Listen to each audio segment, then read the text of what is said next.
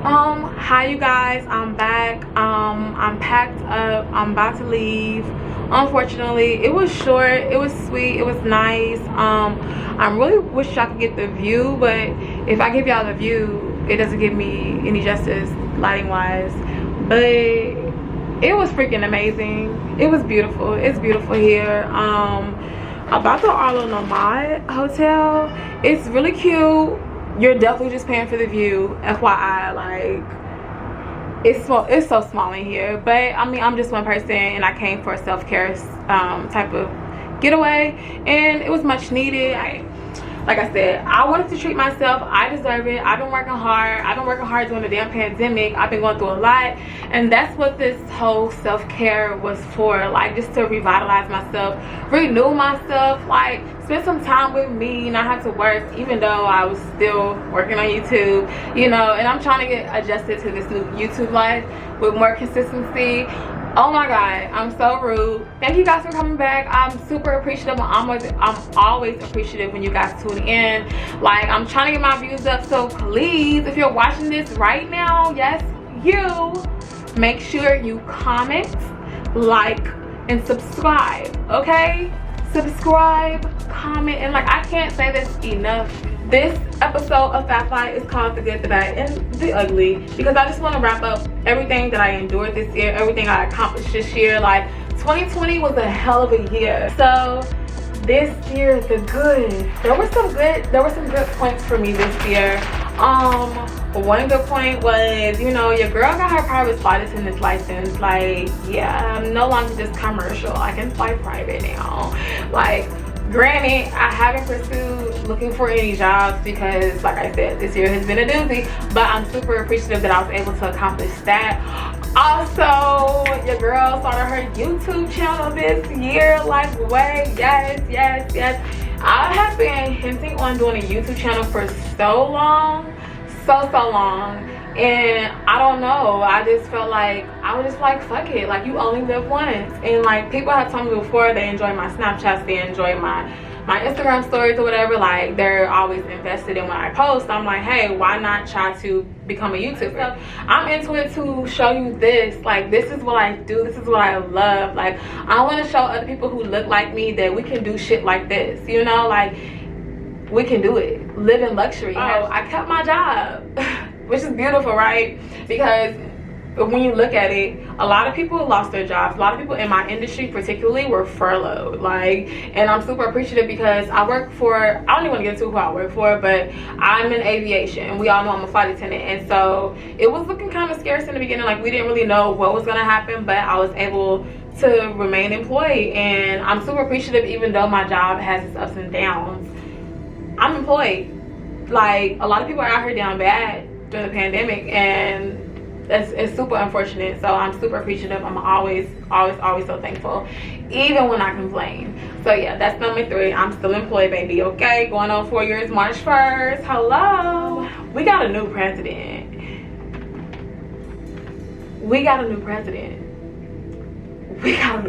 Like, what the fuck? Did you vote? Because I know I did. Let me tell y'all, guess how? Like, how Trump talking about other countries as shithole countries, baby, America has turned to a shithole country super fast. Case in point, COVID fucking rates are through the roof. Like, and I'm not gonna get into it, but it's a beautiful thing that we have Biden and Kamala. I voted for them, but like, the lesser of two evils, if I could be quite frank. But as long as you exercise your right to vote, you can't really judge nobody who did or did not vote or who they voted for, because you ain't do it. But luckily, a lot of people showed out this year, and I'm super appreciative that you guys exercise your right. I exercise my right, and you always should, especially when it matters and it affects you.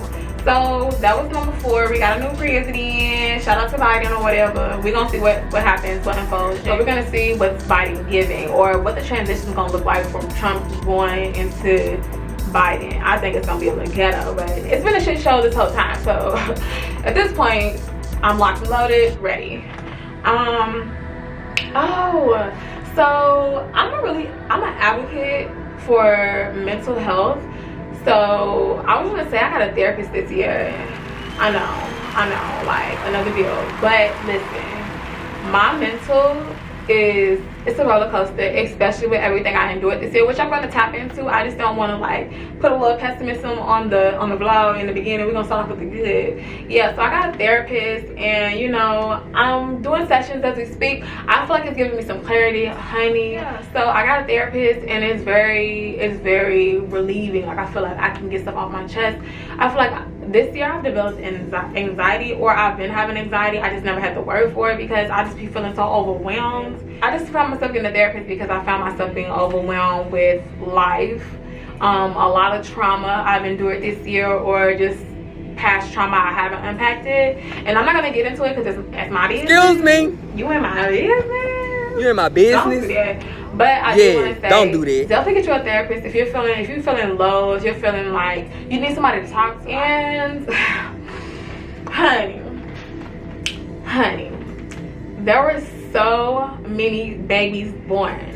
So we're gonna now get into the bad, and I'm sure there were many more good things that happened this year. I partied a lot, unfortunately. I know, judging me, I was outside. I'm sorry. I endured a lot of bad shit, a lot of trauma that made me think like I'm already a flight attendant, I have to travel anyways. What's the difference? Like in regards to COVID, like if I'm gonna catch it, I'm gonna catch it. I'm always responsible and I'm always sanitary, so mind your business. I'm not gonna lie, I travel, I party, I have fun, I met some amazing people, I went on some bomb dates, I stayed in some bomb hotels. I'm looking to explore more, branch out more with my YouTube and become an influencer who like just shows you different things from a chocolate girl's perspective, a girl who came from the gutter.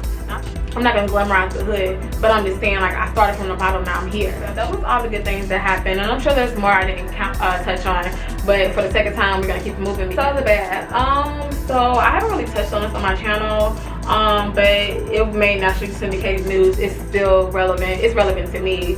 But my friend Breonna Taylor passed away. We were actually family. She wasn't from my city, but she moved to my city, like, I'm assuming high school, because that's when I met her. Freshman year, we were kicking it. We were twins. They called us twins. Yeah, it was really somber getting that news, and I think like that kicked off Corona. That kicked off a hell of a hectic year. I mean, I'm sure you know what happened. Being black in America is definitely taxing. It's definitely just sickening and sad that the police and those that we look to for security, we look to for comfort, we look to for safety, are really out here doing the most harm to us. And so yeah, my friend was killed by the police, and it's just really somber, and I get sad, of course, and I'm not gonna cry, but it's just really sad. Like, you would never think you would know anybody who suffers from police brutality, but it is so prevalent in America, because I know people who have suffered police brutality, and it should not be like a 6 degrees of separation type of deal. Like, I shouldn't know most of the people who have lost somebody because the police can't do their fucking job properly. And I'm gonna move on from that topic because you should already know about Breonna. I also have a vlog that I'm gonna upload in regards to Breonna. I just gotta get my mental and my emotions together before I post it, because it's gonna take a lot out of me. Yeah, what else is bad? I lost a lot of friends. Not a lot of friends, and that's not even the sense that I was the negative person in the relationship. It's more so that I lost friends because I had to get my sanity for myself. I was noticing this summer, because Breonna passed away, I think I was really self-destructive, and I was doing a lot of shit that I shouldn't have been doing. All in good fun, of course, but when I look back at it, I was in a lot of predicaments that I didn't have to be in. Not necessarily because of the people I was with, but I just felt like if I'm going to start anew, if I'm going to keep it moving, if I'm going to clear my head, if I'm going to get a therapist, if I actually want to change and promote positivity in my life, I need to get rid of some people. And I just was seeing in a lot of my friendships that a lot of people were self-serving. They were inconsiderate of my feelings, and I just feel like they really didn't care when it came to my safety. And I don't like that, and I'm not going to touch too much on it. So like, I had to remove some people from my life because they were not considerate of me. And I went through it a lot, and I know me going through, Breonna heavily affected my year. I'm not gonna hold you. Like, I took 4 months off of work. I didn't want to go back, and when I went back to work, I was highly upset. I still was able to work and perform my tasks, like nothing, like there was nothing going on. Black girls are resilient, okay? But I'm just saying, like, it took a toll on me, and coming back to work with all the MAGA and Blue Lives Matter shit, and my friend personally was murdered by the police. Like, it was really hard. So I just feel like certain people should have been there, certain people should have been more present, and it was a situation or two. And I don't even think I want to bring no story times about this negative ass shit to my channel. Yeah, I just kind of I lost some friendships. I had this guy I was talking to. I thought it was getting really, you know, really nice and getting a little spicy. You know, I like to take things slow. I'm not gonna rush anything, you know, because I just know men can be fickle sometimes. And I was dating this guy, and he just did some bogus ass shit to me, so I had to cut him off too. And you know, I had talks of fucking marriage and fucking children with this man, but ladies, put yourself first. Don't let these niggas have the upper hand when they're not shit, if they're not doing shit for you, period. Okay, oh, I had COVID, you guys. Now pause before y'all come for my motherfucking neck. Let me just tell you, I did not want to get COVID. I did not mean to get COVID. I got COVID coming back from Vegas for my mom's bachelorette party. And yes, I was sanitary. Yes, I wore a mask, but I don't know what happened. I really don't. But I was on my deathbed, and I thank God that I survived, you know, because honey, I know COVID has been taking people out literally, and I'm appreciative that I'm still here. And I mentioned this earlier for the good, but this is not a good for people if you were on the opposite end. A lot of people got furloughed this year. Like, I think over 40,000 flight attendants for United alone got furloughed, and that's a lot of freaking flight attendants. So that's really bad. Okay, the ugly. I feel like the ugly was really the bad too. Like, toxic relationships, I cut a lot of toxic shit out. Like, if it wasn't serving, honey, I was dating this summer, and I reflect on the guys that I was talking to and dating is just weighing your options. I was dating, and I was just noticing, like, some dudes were really toxic, some dudes really narcissistic, some dudes really belittling. Like, I had to cut them loose, just like the friendships. Okay, insert K Camp, cut that bitch off. The ugly. The United States got really, really ugly this year. Like, really super, super, super ugly. Like, the fact that it was a lot of white supremacy, like, just blatantly out here. Like, and stand on them 10 toes if you want to be blatantly racist. But understand, like, that's just crazy to me. Like, how you don't like nobody because of the color of their skin? What kind of shit is that?